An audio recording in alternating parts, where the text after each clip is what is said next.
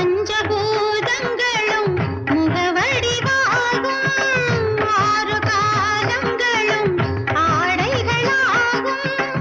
பஞ்சபூதங்களும் முகவடிவாகும்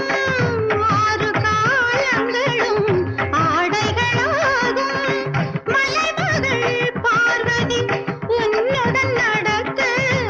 ஏழு அடிகளும் சுரங்கள் படிக்க சாகா மத நிசகா மத நிசகா மககா சசசா நீதா மகசனிதா மகசாவும் பார்வையே எட்டு திசைகளே உன் சொற்களே